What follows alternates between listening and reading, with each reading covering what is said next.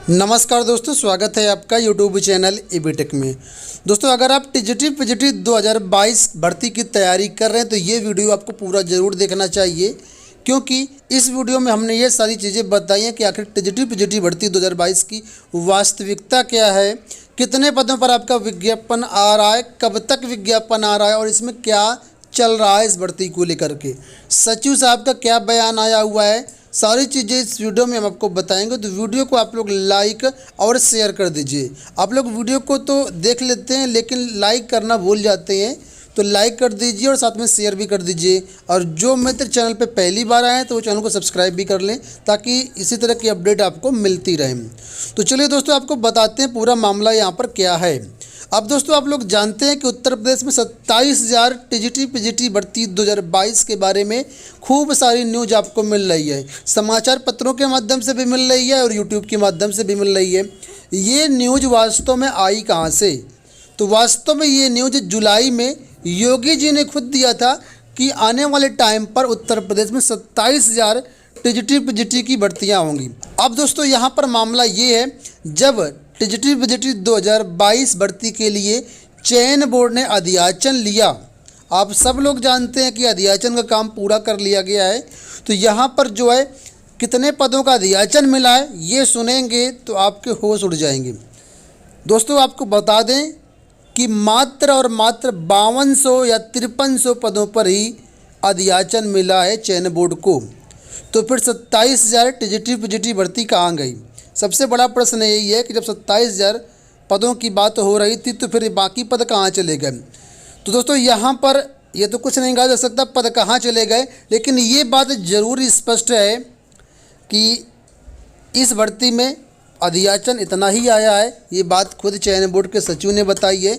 5200 या 5300 के लगभग अधियाचन आया है। हम लोगों को उम्मीद थी कि माननीय मुख्यमंत्री जी ने अपने ट्विटर हैंडल पर पिछले जुलाई में एक ट्वीट किया था कि 27,000 पदों पर टीजीटी पीजीटी के भर्ती निकाली जाएगी और जल्द से जल्द उसको पूरी कर ली जाएगी। लेकिन जब चयन बोर्ड के अधिकारियों से संपर्क किया गया तो उन्होंने बहुत साफ शब्दों में कहा कि 52-5300 पदों पर अधियाचन आया है और इन सारे पदों पर विज्ञापन नहीं आएगा आपका। इसमें काफ़ी सारी सीटें अभी यूज्ड होंगी। कैसे यूज्ड होंगी वो सुनिए आप लोग।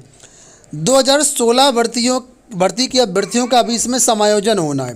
समायोजन उन छात्रों का होता है जिनको चयन बोर्ड द्वारा कॉलेज तो अलॉट कर दिया जाता है, लेकिन किसी कारण से उनकी कॉलेज में ज्वाइनिंग नहीं हो पाती है।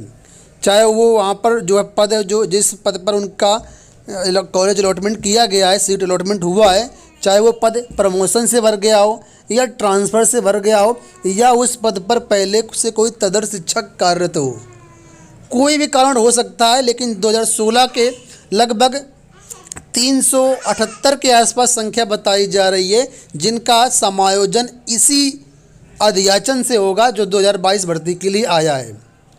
और इसी प्रकार 2021 भर्ती में भी बहुत सारे ऐसे अभ्यर्थी हैं जिनको कॉलेज से रिफ्यूजल लेटर दे दिया गया है या उनको ज्वाइनिंग नहीं हुई है उनकी।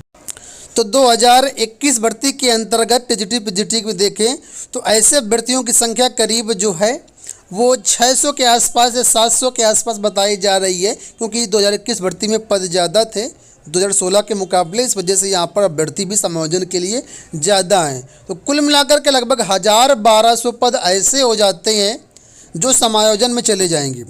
जब ये पद समायोजन में चले जाएंगे तो निश्चित रूप से जो है 5200-5300 पदों पर जो अधियाचन आया है उसमें लगभग मोटे तौर पर देखा जाए तो 4,000 पदों पर ही आपको विज्ञापन देखने को मिलेगा।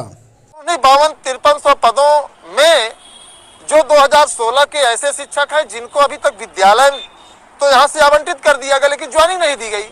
और ज्वाइनिंग इसलिए नहीं दी गई कि उनके पद पर तदर्थ या XYZ कोई बैठा हुआ है, तो उनको भी समायोजित दूसरी जगह किया जाएगा। यही उनकी संख्या लगभग 378-79 है 2016 वालों की। ठीक उसी तरीके से 2021 वालों में भी यही हालत हो गई है। लगभग 1200-1300 लोग हैं, तो 12-15-1600 पद तो सीधे सीधे उसमें से कट जाएंगे। 52-5300 जो सीटें हैं जो है 4,000-4200 सीटें हो सकती हैं कि विज्ञापन के साथ आए। इसी सिलसिले में मैं गया था चयन बोर्ड में और मैंने पूछा कि महोदय बताइए कितना विज्ञापन आया है, कितने साल कब तक विज्ञापन आ जाएगा। तो उन्होंने एक शब्द कहा कि अध्यक्ष महोदय से हमारी वार्ता हो रही थी, तो उन्होंने साफ शब्दों में कहा कि हमारी नियुक्ति तो इसीलिए हुई है कि हम जब चाहे विज्ञापन दें, जब चाहे भर्ती दें, आचार संहिता का असर तो नहीं पड़ना चाहिए।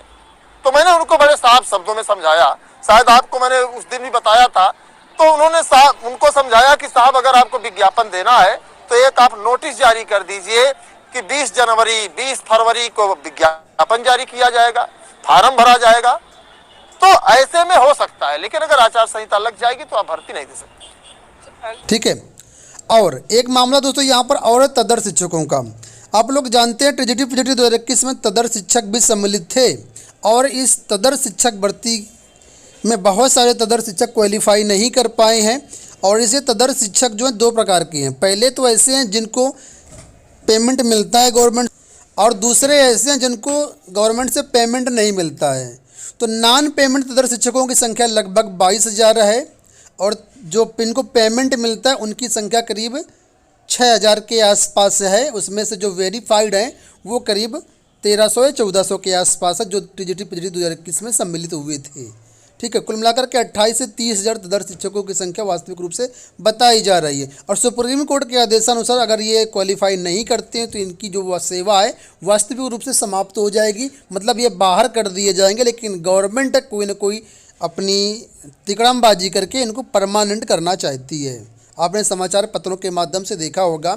तो अब ये मामला काफ़ी तेज़ी से युवा मंच ने उछाला है कि ये जो 22,000 तदर शिक्षक हैं जिनको नॉन पेमेंट है, इनको भी इसी विज्ञापन में जोड़ा जाए, यानी तदर शिक्षकों के पदों को इस विज्ञापन में जोड़ा जाए और तब ये विज्ञापन निकाला जाए। करीबन की संख्या 22,000 ये तदर शिक्षकों की हो जाए और जो है 4,000 या 5,000 जो विज्ञापन आए वो पद हो जाते हैं, तो करीब 27,000, 28,000, 29,000 पद पहुंच जाएंगे और तब अभ्यर्थियों का यहाँ पर भला होगा।